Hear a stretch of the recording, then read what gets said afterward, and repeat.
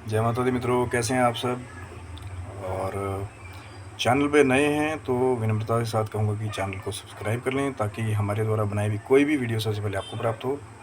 Channel को like करें, share करें, सब्सक्राइब करें। यदि जो जानकारी वीडियो में दिखाई जा रही है तो जब आप उसे लाइक करेंगे तो एक उत्साह बढ़ता है वीडियो बनाने वालों का भी, कि क्योंकि बिना आप लोगों के, बिना दर्शकों के सपोर्ट के कोई भी कुछ नहीं कर सकता।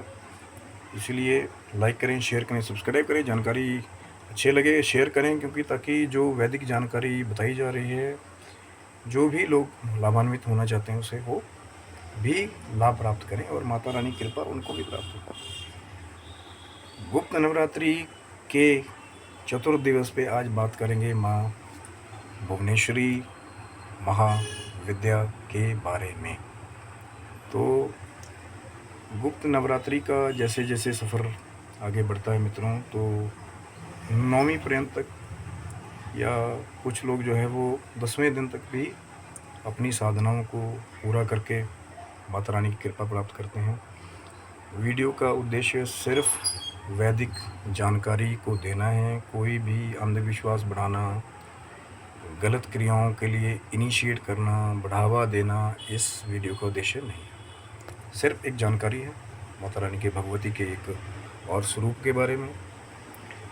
माँ भुवनेश्वरी की बात करते हैं मित्रों, तो भुवनेश्वरी माँ की आराधना करने वालों के बारे में एक बहुत बड़ी मान्यता है कि सौम्य कोटि की होने के बावजूद भी जो साधक है माँ भुवनेश्वरी के, उनके चेहरे का जो एक तेज जिसे कहते हैं वो सूर्य के समान बढ़ता हुआ बताया जाता है। क्योंकि ऐसा व्यक्ति जो है मित्रों, वो कोई भी कार्य करता है, जिस भी कार्य में हाथ डालेगा, तो जब तेजवान व्यक्ति कोई भी कार्य करता है तो उसके करने में और जो तेजहीन व्यक्ति उसके करने में बड़ा फ़र्क होता है।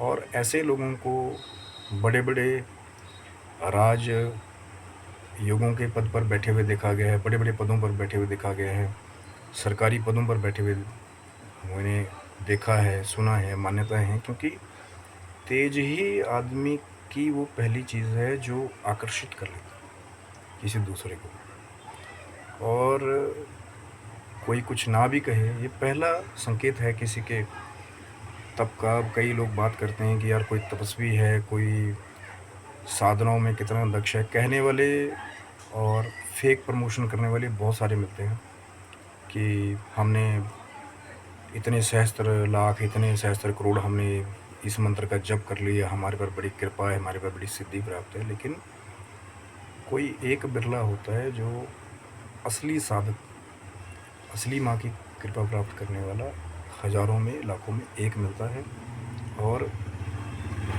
उसका तेज ही बता देता है कि माँ की कृपा कहीं ना कहीं उसके ऊपर हो चुकी है।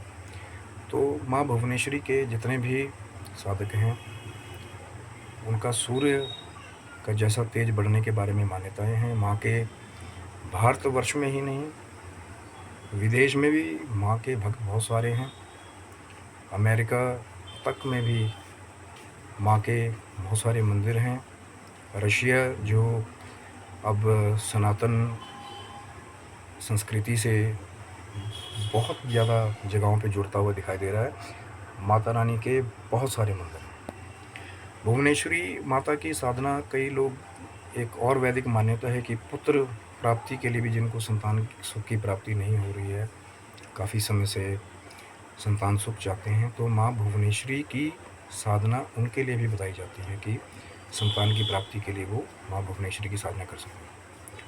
माँ भुवनेश्वरी के बहुत सारे मंत्र हैं मित्रों, अलग अलग तंत्र ग्रंथों में, और हमारे दुर्गा जी के जितने भी मान्य शास्त्र हैं उसके बीच में माँ के कई स्वरूपों का, कई मंत्रों का वर्णन किया गया है। माँ को बहुत सारी जगह शताक्षी और शाकुंभरी देवी के नाम से भी विख्यात किया गया है, कि जिनकी बहुत सारी आंखें, और जिन्होंने अपने आंसुओं से ही शाक सब्जी उत्पन्न करके अपने भक्तों की ज़रूरतों को पूरा किया, अन्न और जल की व्यवस्था की, वो माँ भुवनेश्वरी का स्वरूप कहा जाता है। माँ के बहुत सारे मंत्र हैं, लेकिन आज एक छोटा-सा मंत्र बता देता हूँ, सिर्फ़ जानकारी के लिए फिर से कह रहा हूँ।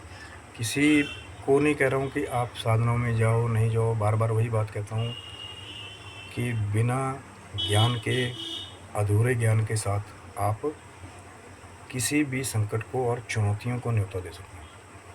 जो इन चीज़ों के प्रकांड विद्वान हैं, उनके साथ मिलिए। मैं ये सिर्फ वीडियो जानकारी के लिए बना रहा हूँ। बहुत सारे बड़े-बड़े साधक हैं, लेकिन उद्देश्य वही होना चाहिए, जन कल्याण, माँ की कृपा प्राप्त करना, ताकि आप निर्बल को बल और किसी का कल्याण कर सकें। तो माँ का एक मंत्र है, ह्रीं भुवनेश्वरीय ह्रीं नमः। दूर से ही माँ को प्रणाम करें। और अपनी गुप्त नवरात्रि की ये जो आध्यात्मिक यात्रा है, मैं बार-बार वही बात कह रहा हूँ कि हर एक चीज़ के बहुत सारे पहलू होते हैं, लेकिन ये आप पर निर्भर करता है कि आप क्या करना चाहते हैं। इसलिए मैं बार-बार कहता हूँ कि इन साधनाओं की सात्विक जो दृष्टि है, जो सात्विक साइड है, उसको ज़्यादा देखें। वाम मार्ग या कई ऐसे बहुत सारे अख्तियार किए जाने वाले आजकल तांत्रिक मार्ग हैं जो सही नहीं हैं। कई मानव और पशुओं के लिए भी हितकारी नहीं है। ज़्यादा उसके बारे में नहीं जाऊँगा, क्योंकि विवाद करना हमारे लिए समय बर्बाद करने की बात है। सिर्फ उद्देश्य है कि माँ की कृपा आपको प्राप्त हो, माँ के स्वरूप के बारे में आपको जानकारी हो, ताकि आपकी श्रद्धा और आपका विश्वास माँ भुवनेश्वरी के लिए बढ़े। तो सौम्य कोटि की है माँ भुवनेश्वरी। माँ का रूप कहीं कहीं शास्त्रों में त्रिपुर सुंदरी जैसा ही बताया जाता है, क्योंकि जो खुद सूर्य के तेज को बढ़ाने वाली है, उनका तेज कितना होगा ये आप देख सकते हैं।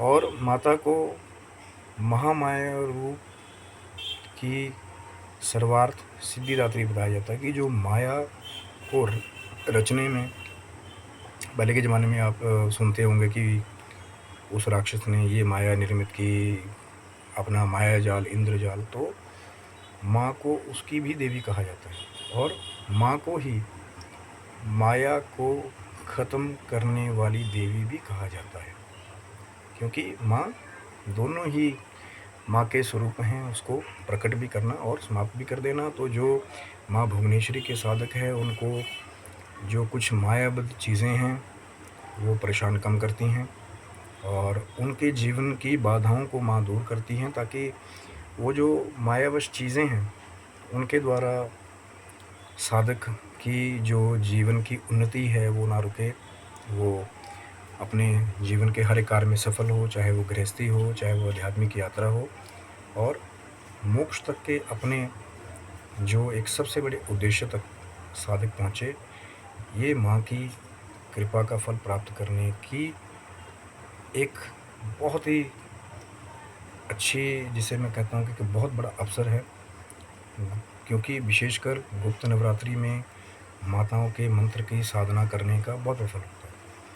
फिर से कह रहा हूँ कि जो सामान्य हमारे सात्विक जन हैं, वो नवान्न मंत्र के द्वारा ओम ऐं ह्रीं क्लीं चामुंडाय विच्चे के द्वारा भी साधनाएं कर सकते हैं। वो भी माँ भगवती का ही स्वरूप है, ये भी माँ भगवती का स्वरूप है, पर थोड़ी सी अलग प्रचंड साधनाएं हैं जो हर एक सामान्य भक्तों के लिए नहीं है, क्योंकि इसके लिए पूर्ण ज्ञान होना बहुत ज़रूरी है, ताकि आप किसी भी संकट को न्योता ना दें, सात्विक फलों को प्राप्त करें, और माँ की कृपा सदा आपके ऊपर बनी रहे। तो ये थी माँ भुवनेश्वरी के बारे में जानकारी, माँ भुवनेश्वरी महाविद्या। और भी बहुत सारी जानकारियाँ हैं, थोड़ा सा ही माँ का विवरण से परिचय कराने की कोशिश की है। आशा करता हूँ कि आपको वीडियो अच्छा लगा होगा।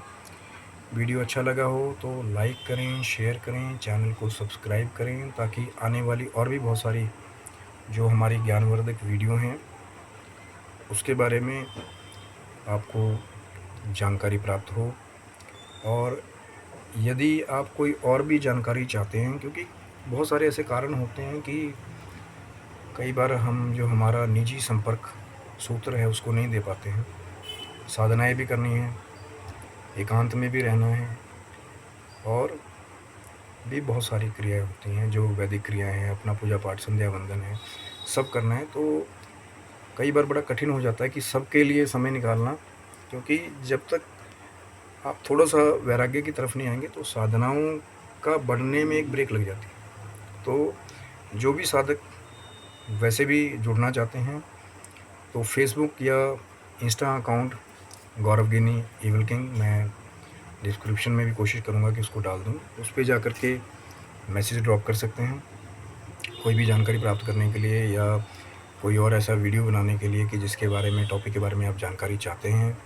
कोशिश रहेगी जितना हमें पता होगा उसे बनाने की कोशिश करेंगे, क्योंकि आपके सहयोग के बिना कुछ नहीं हो सकता। जो सर्व के कल्याण की बात होगी तो इसी को करने की कोशिश करेंगे, पर कृपया करके कमेंट बॉक्स में टॉपिक वो लाएँ जो हमारे वैदिक चीज़ों से जुड़ा हुआ हो। कोई ऐसा टॉपिक ना लाएँ जिससे किसी के मन को ठेस लगे, या कोई गलत टॉपिक के ऊपर वीडियो बनाने की हमारी कभी भी कोशिश जो है वो नहीं रहेगी।